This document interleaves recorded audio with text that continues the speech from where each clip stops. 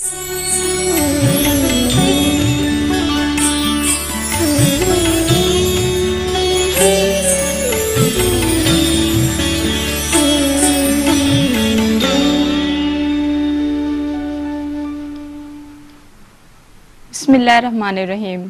खुदा के नाम से अब इब्तिदा है, उसी के नाम पर हर इंतहा है। नवाज़े इल्म की दौलत से सबको, ये मेरी खालिक कुल से दुआ है। प्रोग्राम बज़्म शायरी में आपको खुश आमदीद कहती हूँ और उम्मीद करती हूँ कि आप खैर व आफियत के साथ होंगे। नाज़रीन, गज़ल बिलाशुबा एक मुनफरिद और तवाना सिन्फ है। इसका सफ़र कामयाबी से जारी है और कामयाबी से जारी रहेगा। अली मुल्ला हाली एक जगह फरमाते हैं, उर्दू के पहले शायर ने गज़ल कही और आखिरी शायर भी गज़ल ही कहेगा। गज़ल और तंग दामानी का शिकवा सलीका हो तो गुंजाइश बड़ी है। इस शेर को सुनाकर मैं चलूंगी अपने मेहमान की जानिब। मेरे मोहतरम एक सीनियर शायर हैं, इनके यहाँ गज़ल का भरपूर रंग मौजूद है। ये मिज़ाह में भी गज़ल को अपनाए हुए हैं। खूबसूरत कलाम से हमारी बज़्म को सजाएंगे।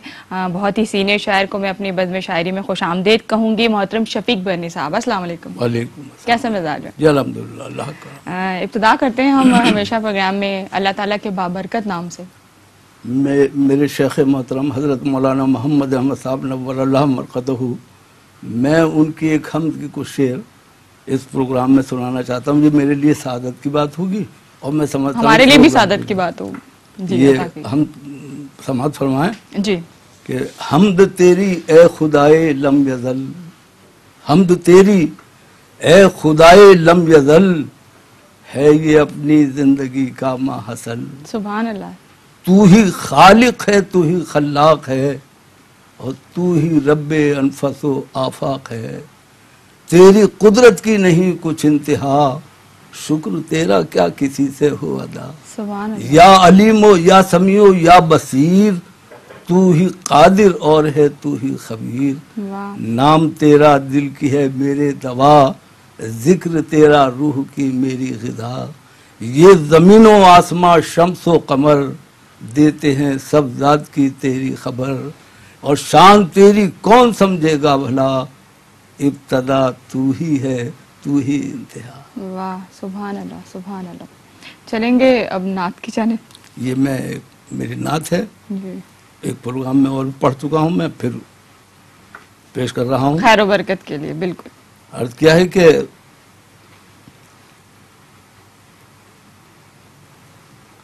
हर अमल आपका पाबंदे हया हो जैसे, हर अमल आपका पाबंदे हया हो जैसे, हुस्न वो हुस्न के बस नूरे खुदा हो जैसे। सुभान अल्लाह, सुभान अल्लाह। और लेके जा उनके लिए अपना ये नजराने दिल, गैब से आई हुई कोई निदा हो जैसे। वाह वाह वाह।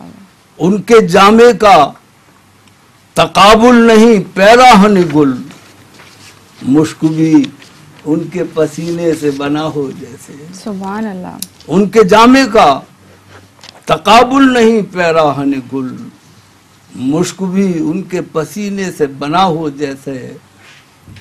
और समाअत फरमाए कि क्या अजब हुस्ने ताल्लुक है कि उस रोजे पर ऐसा लगता है कोई देख रहा हो जैसे। सुभान अल्लाह, सुभान अल्लाह, सुभान। क्या अजब हुस्न ताल्लुक है कि उस रोजे पर ऐसा लगता है कोई देख रहा हो जैसे। और किस कदर मस्त है कुछ दिन से फकीरी में शफीक, उनकी चौखट का अजल ही से गदा हो जैसे। वाह, नमाज़। सुभान अल्लाह। पहले सवाल की तरफ इब्तिदा करते हैं। ये गज़ल में रंगता गज़ल, जिसमें जमालियात का होना ज़रूरी है और आपकी शायरी में फितरी कहते हैं ना कि रुझान जो पाया जाता है, उस हवाले से बताइएगा कि ये जो आपकी शायरी में जो ये रुझान है, किसी से मुतासिर होकर आपने ऐसे लिखा, इस हवाले से हमें बताइए। दरअसल क्योंकि बचपन से जब से शायरी का आगाज़ हुआ, मैं असातिज़ा के दरमियान मैंने आंखें खोली शायरी के सिलसिले में, वो गज़ल ही कहते थे। ये तो अब नया सिलसिला शुरू हुआ है कि जदीदियत के वो कुछ हैं, कुछ और असनाफ आ गई हैं शायरी में, لیکن وہ غزل ہی کا دور تھا تو ظاہر ہے ان کے کلام سے متاثر ہونا وہ انسان کے ذہن پر اس کے اثرات ہوتے ہیں. بالکل. اور ان کی صحبت میں تو کچھ جراثیم اپنے اندر منتقل ہوتے ہی ہیں, آ جاتے ہیں. بالکل بالکل. تو یہ ایک طرح سے خود ساختہ ہی ہے اور تحریک بہرحال وہاں سے ضرور ملی ہے. بالکل بلا شبہ. تو اس کو پھر میں نے اپنایا ہے اور پھر کوشش یہی کی ہے کہ وہ میرے کلام میں بدرج اتم موجود ہو اور لوگ اسے محسوس کریں. ان کو چلیں گے آپ کے کلام کی طرف, کیا پیش کیجیے گا؟ میں غزل سنانا چاہوں گا. جی یہ مسئلہ سماعت فرمائیں. جی عطا ہو. سماعت فرمائیں. یہ حالات حاضرہ پر سمجھ لیجیے آپ جی. کہ حکمراں سوئے پڑے ہیں اپنے دربانوں کے بیچ. واہ. حکمراں سوئے پڑے ہیں اپنے دربانوں کے بیچ اور قوم کی نیندیں اڑی ہیں ان نگہبانوں کے بیچ. کیا بات ہے. ہمارے کیا کہتے ہیں جو ماحول کی عکاسی کر رہے ہیں.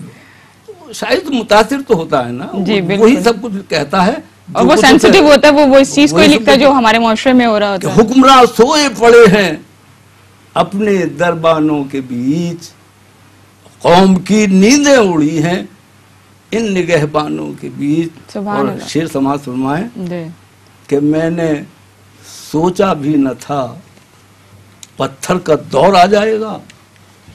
میں نے سوچا بھی نہ تھا پتھر کا دور آ جائے گا. زندگی گزری ہے میری آئینہ خانوں کے لیے. سبحان اللہ. میں نے سوچا بھی نہ تھا پتھر کا دور آ جائے گا. زندگی گزری ہے میری آئینہ خانوں کے بیچ.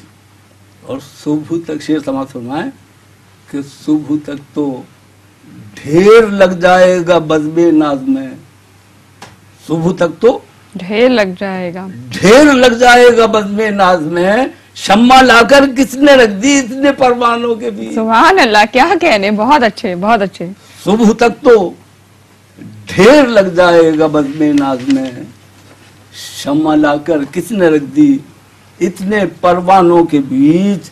اور شعر سماعت فرمائیں بطور خاص کہ میری مجبوری کو سمجھا برہمن حب بتاں. واہ. میری مجبوری کو سمجھا برہمن حب بتاں.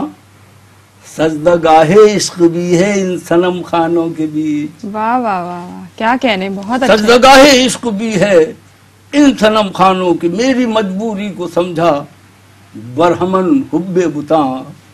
سجدہ گاہ عشق بھی ہے ان صنم خانوں کے بیچ. اور دیکھیے شاید کوئی نئی بات کہی ہو میں نے. اسے سماعت فرمائیں کہ آدمی ہوں اس لیے ایک خوف میرے دل میں ہے.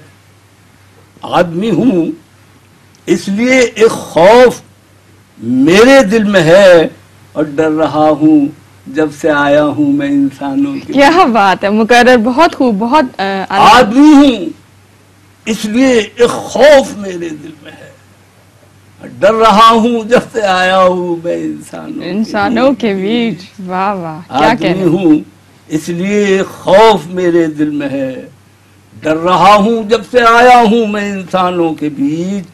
اور پوچھتے ہیں حال دل وہ سب سے ہنس ہنس کر مگر.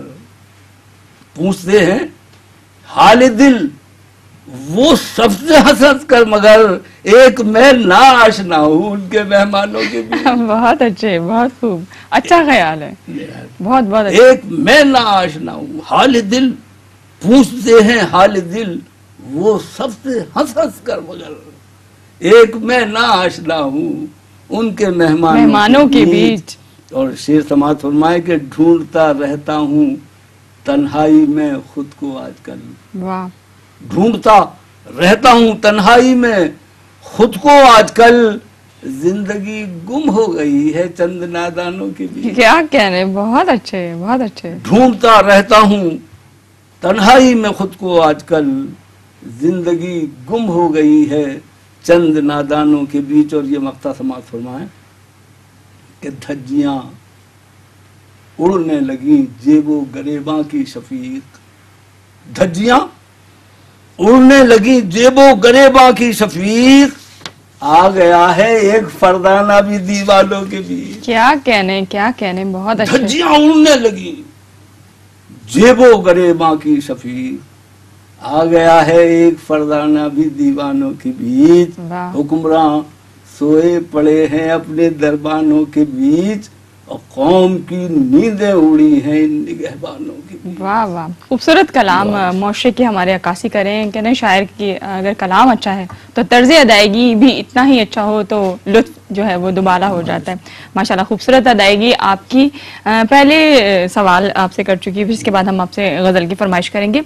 आपके हाफ़ज़े में अदबी हवाले महफूज हैं, उस हवाले से हमारे नाज़रीन को बताइएगा कुछ। अब वो कुछ बातें हैं शौराए कराम की, उन्हें आप लताइफ की वो भी दे सकते हैं, नाम दे सकते हैं कि वो लतीफ़े भी हैं। एक वो दिल्ली से एक अखबार निकलता था, उसका नाम था तेज, उसके एडिटर थे धर्मपाल गुप्ता। एक रोज जब सुबह का अखबार लोगों ने उठाया तो उसमें लिखा हुआ था एडिटर धर्मपाल गुप्ता वफा। अच्छा। पंडित हरिचंद अख्तर, वो बड़े नामवर शायर हैं, बहुत उर्दू अदब उनका एक मकाम है पंडित हरिचंद अख्तर का। तो उन्होंने ऐसा होता कहा कि ये शब्बर पे क्या माजरा हो गया, ये शब्बर में क्या माजरा हो गया, धर्मपाल गुप्ता वफा हो गया। अच्छा। अब इनका लतीफा वो ये है कि वो कहीं से मिस्र तराई किसी से मंसूब हो गए थे शायरी के सिलसिले में, तो मिस्र तरा है कहीं से, तो उस्ताद के पास पहुंचे, कहने लगे उस्ताद ये मिस्रा है और इसमें 2 गज़लें कहकर दे दीजिए। उस्ताद चौंक पड़े, कहने लगे धर्मपाल 2 गज़लें क्यों, एक ही गज़ल काफी है। कहने लगे एक शागिर्द मैंने ही बना लिया है। अच्छा। एक शागिर्द मैंने ही बना लिया है। तो वैसे खैर ये हो भी रहा है, ये भी एक हकीकत है, ये मानना पड़ेगा आपको कि वो आवाज की पटरी पर गजल दौड़ रही है। शेर अच्छा हो तो फिर दाद भी मिल जाती है, बिलाशुबा। हर सुखनवर पे गला हो ये जरूरी तो नहीं।